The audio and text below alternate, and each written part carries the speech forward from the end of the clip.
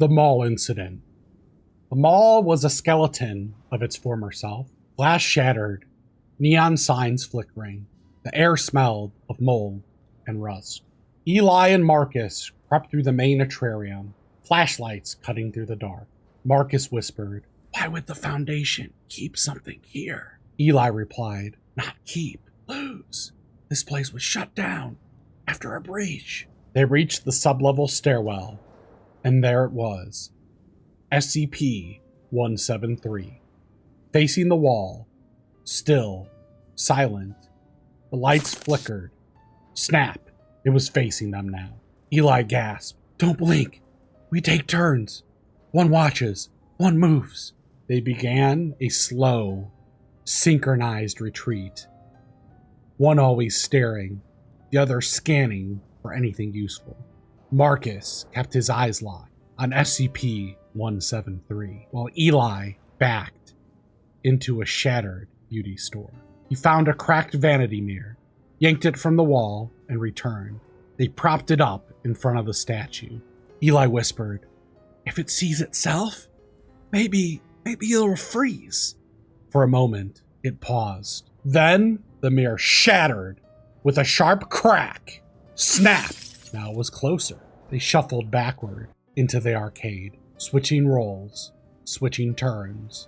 Eli now watched. Marcus sprinted to a dusty photo booth, printed a strip of wide-eyed faces that taped them to a nearby wall.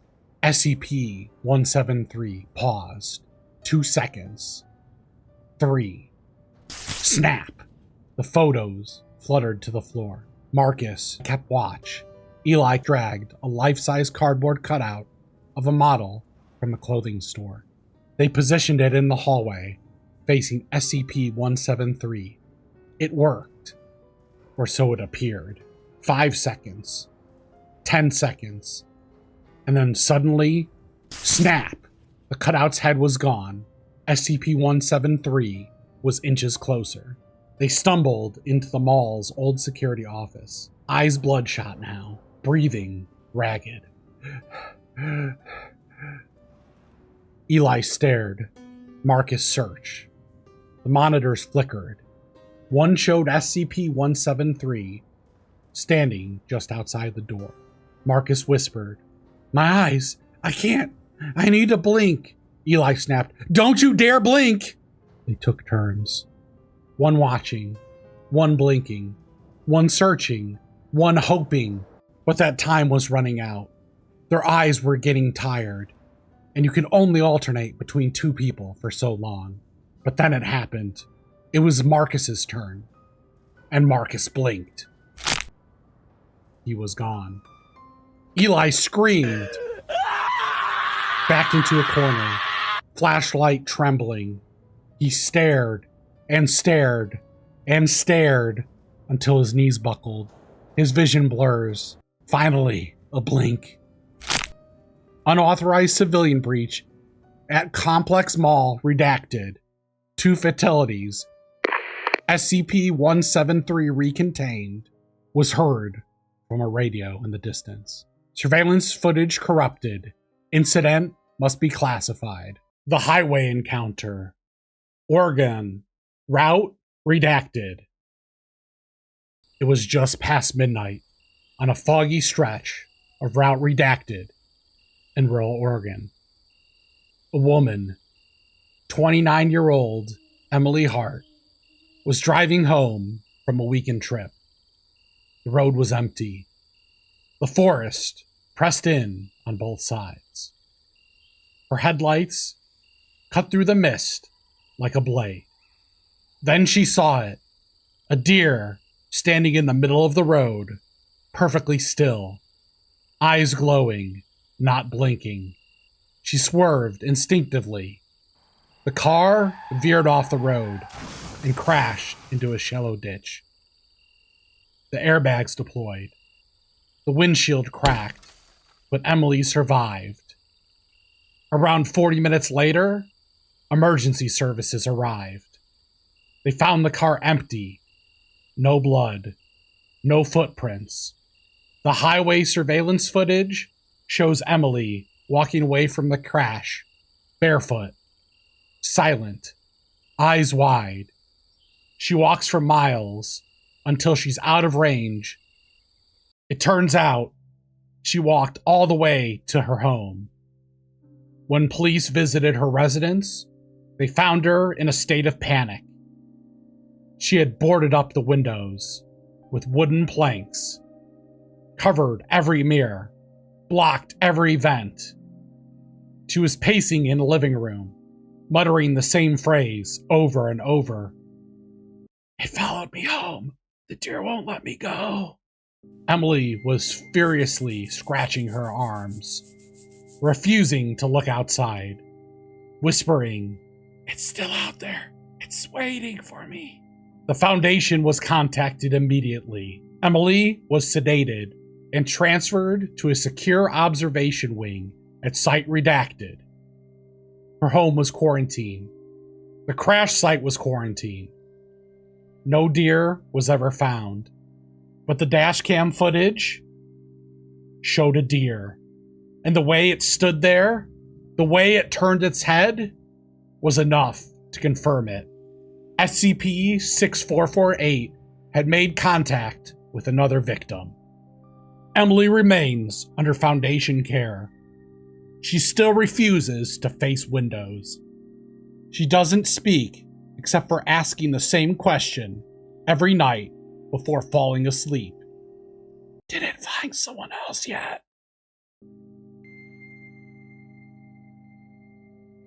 The collector gets collected. In the fall of 2012, a private collector named Daniel Whitmore, a 43-year-old antique enthusiast from rural Oregon, attended an estate sale in a decaying Victorian home. Among the dusty furniture and the cracked porcelain, he found something that caught his eye: a life-sized female mannequin, vintage, with a cracked porcelain-like finish and faded makeup. Its eyes were glassy, too lifelike. Its joints were articulated in unnatural ways. Its mouth was slightly open, as if caught mid-sentence, and its hands delicate, but with fingernails painted a deep, flaking red. They were curled into a subtle, almost beckoning gesture. The tag read, "For sale, Model 847, Cherry Grove Display Company, 1952. Daniel first offered $70 for it, but after bargaining a bit, bought it for $75. He placed it in the corner of his home studio, where he restored and cataloged antiques. He thought it would be a great centerpiece. At first, it was just a feeling, a chill in the room, a sense of being watched. Daniel began documenting his collective process, sometimes with notes and sometimes with video, a habit he'd been developing for insurance and social media. He recorded daily logs, often speaking directly to the camera. Day 2. The mannequin's weird. I swear I left her facing the window, but now she's turned toward the door. Perhaps it's just me, though. He laughed it off. But the next morning, she was closer to his desk. That was unusual. Daniel set up motion-activated cameras in the studio. He wanted to catch whatever was happening, but every night, the footage showed nothing, just static. Or worse, a few seconds of black screen. Then the mannequin in a new position, as if it teleported. By day 5, she was standing at the foot of his bed. He didn't remember moving her. He didn't sleep that night. Here's where Daniel's logs became really erratic. I hear her moving. Not footsteps, more like just creaking, like wood bending. I unplugged the camera, but it doesn't matter. She's in my near dreams now, too. Daniel stopped leaving the house. Neighbors reported seeing him pacing in front of windows, muttering to himself. Day 7, at 3:12 a.m., Daniel called 911. The transcript was brief but chilling. Daniel, she She's in my head. Why is she inside my head? Dispatcher. Sir, remain calm. Who are you talking about? Daniel. I can't stop seeing her. She's smiling. Why is she smiling? She won't stop. When authorities arrived, they found the house in silence. The studio was trashed. Books torn all over. Mirrors shattered. Daniel's body was found in the hallway. Eyes gouged out. Fingernails torn off. His face frozen in a look of pure terror. And in the corner of the room, standing perfectly still, was the mannequin. SCP-847. Her head tilted slightly. Her lips curled into a faint, unnatural smile. Her hands outstretched, as if she had just let go of something. Probably Daniel. The Barracks Incident. The night shift at Site Redacted was quiet. Too quiet. The barracks were dimly lit, the hum of fluorescent lights blending with the low murmur of sleeping personnel. Security Officer Elis Monroe sat at his desk, sipping lukewarm coffee, eyes rotating between monitors. Nothing unusual was seen. Just usual biometric readouts, hallway feeds, the occasional flicker of static from older cameras. He leaned back, rubbing his eyes. Another boring dead shift, he muttered to himself. But little did he know, he was so wrong. It was only a few minutes later that camera 12 in the hallway outside Containment Wing C flickered. Then it went black. Monroe put down his coffee, leaned forward, and started to tap the console. Come on, not again. He switched to the backup feed. Static. Then came a picture. For a split second, the screen showed something. A black smear on the wall. Like oil. Like rot. And then it was gone. At the same time, Corporal Jenna Ruiz was in the barracks hallway, returning from the mess hall, half asleep, a protein bar in her hand. She sensed something was off. She stopped. The air quickly became cold. Too cold. Her breath fogged in front of her. Then she heard it. Creaking, dragging, like metal bending, like something old waking up. She rounded the corner and froze. The wall ahead was decaying, or was it melting? She was unsure what exactly was happening. Paint peeled, concrete cracked, and then, from the center of it, something stepped out. A humanoid figure, tall, thin, its skin black and slick, like it had been soaking in oil for decades. The smell from it was rancid, smelling like long decaying flesh mixed with oil. Its face was sunken, its mouth twisted into a grin that didn't belong on anything human. It was SCP-106, the old man. Ruiz dropped her protein bar and started to back away slowly. At the same time, she whispered into her radio, Control, this is Ruiz. She continued to back away. We have a breach. I repeat, we have a... The old man lunged at her. Monroe barely hit the breach alarm before being snatched up and vanishing. Red lights bathed the barracks in pulses of warning. Sirens wailed. Personnel scrambled from their bunks. Some armed themselves, others ran. But it was already too late. SCP-106 started moving through the walls like they were water. It didn't chase. It appeared, always ahead, always waiting. One by one, it took them into its twisted, decaying pocket dimension. A group of 6 security officers barricaded themselves into the armory. They could hear it, outside, dragging its feet, tapping on the walls. We need to hold until MTF arrives, an officer said, loading his rifle. What if it comes through the floor? Someone whispered. They all looked down. The floor began to rot. When Mobile Task Force Epsilon 11 arrived, The barracks were silent. The walls were blackened. The air was thick with decay. They found 16 bodies and 5 missing. After sweeping the entire area, only one survivor was found. Corporal Ruiz, in the mess hall, alive but broken, somewhat decayed.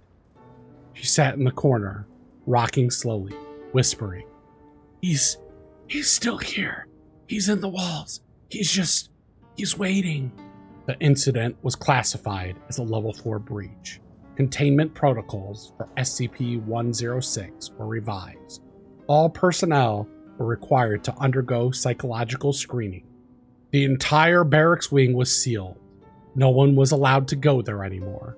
But sometimes, late at night, the new guards say they hear it when they pass that wing, dragging, grinding. The scientists that survived seeing SCP-096's face, site redacted. SCP-96 is contained in a pressure-sealed, lightless steel cube, monitored only by audio sensors. No cameras, no mirrors, no windows.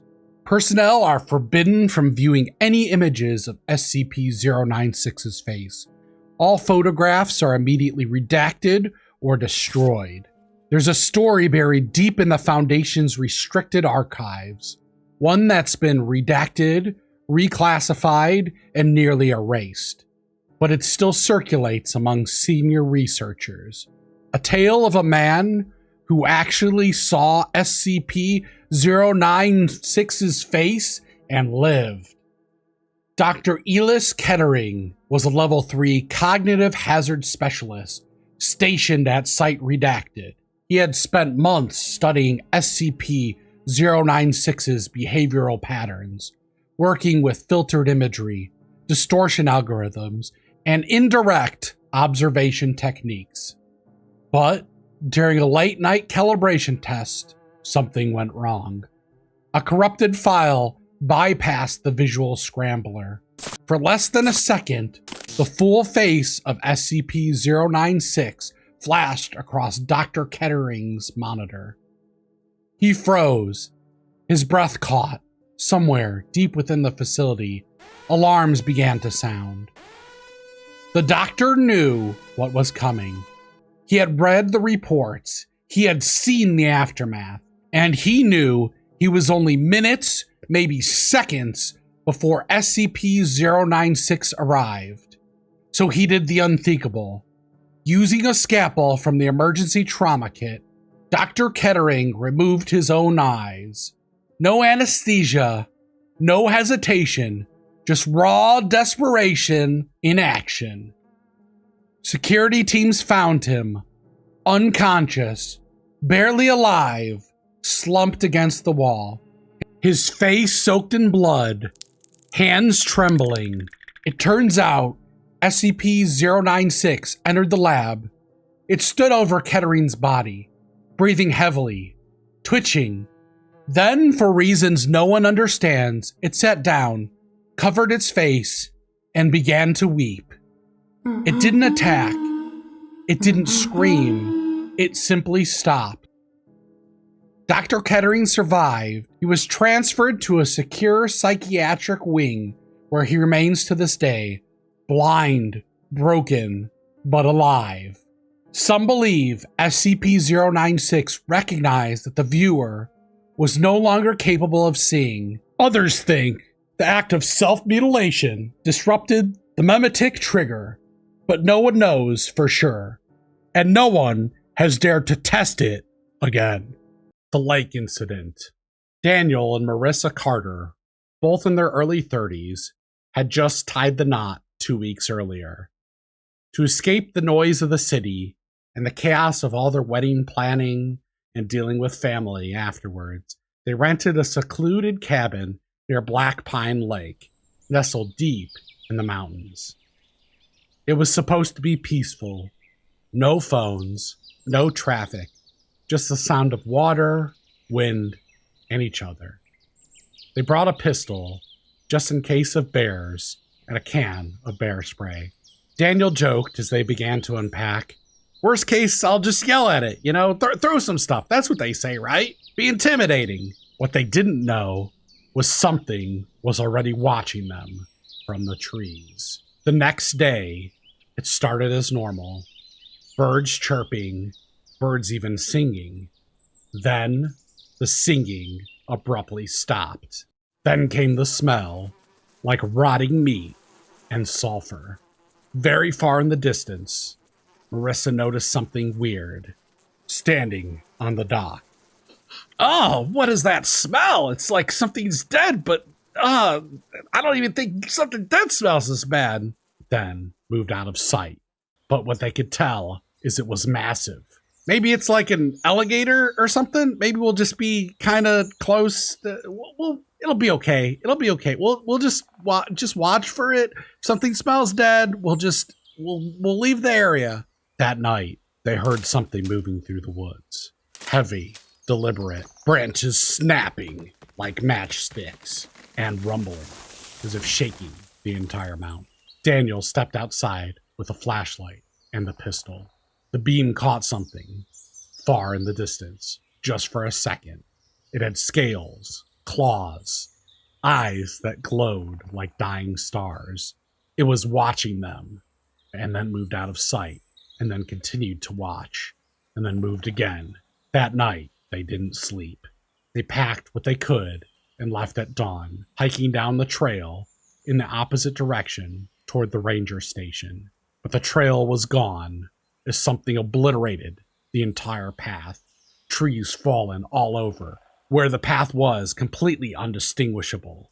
And then they heard a low, guttural growl, followed by something massive crashing through the forest. They ran, but it gained ground. So Daniel emptied his entire pistol into it. Bullets hit, but it did nothing. The creature didn't even flinch. Then it began to slow down, but it was so massive that it was still gaining ground. It was toying with them. It bent its head down, and Marissa took the opportunity to empty the can of bear mace directly into its face. It blinked, then it smiled. Then it reached out its claw very gently, knocking Marissa over. Then it stopped and just stared at her. They ran for almost 2 days straight. No sleep, no food, just fear. Every time they slowed down, they heard it, breathing, moving, but keeping a distance, continuing to toy with them. They tried hiding in a cave. It found them immediately. They crossed a lake on a canoe. It just walked right through like it was air. They were prey, and it was enjoying messing with them. Just before dawn, they stumbled onto a dirt road. At the end of it, a cabin. Smoke from the chimney. A light in the window. An old woman opened the door. Hearing the weird sounds and seeing the forest party, she didn't ask any questions. She just said, "Get in now!" They didn't argue. As they slammed the door behind, they heard it. SCP-682 snarled in the trees. The woman handed Daniel keys to an old pickup parked out back. "You guys take it! Drive! Don't stop! Don't look back! I'm staying here!" They did. They didn't even look back, but they heard sounds. Undoubtedly, it had crashed through the cabin, obliterating it. The Foundation arrived hours later. The cabin was gone. So was the woman. Deep claw marks were found in some of the trees and in the ground. And the lake, it was drained, completely empty. No fish, no birds, just silence. Daniel and Marissa were never the same. They knew the creature could have killed them at any time. They were its playthings, and they were helpless to stop it. The Site-19 breach incident. It was supposed to be a routine maintenance check. The chamber itself was reinforced with concrete cell, 6 meters by 6 meters, with a single observation window and a steel access door.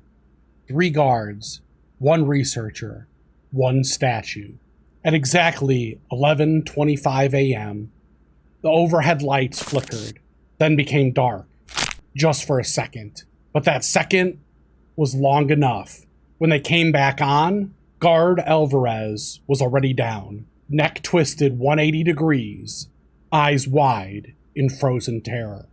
The breach alarm triggered immediately. Red strobes bathed the corridor in pulses of warning light.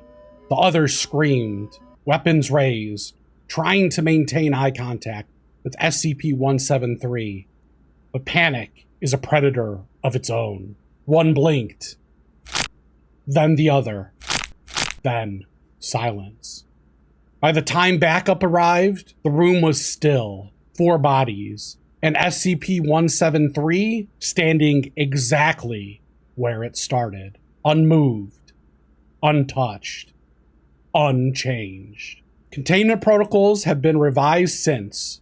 All personnel assigned to SCP-173 are now required to undergo weekly psychological evaluations, and the lights in Chamber 173A have been replaced with redundant triple backup system. Still, no one volunteers for that shift anymore.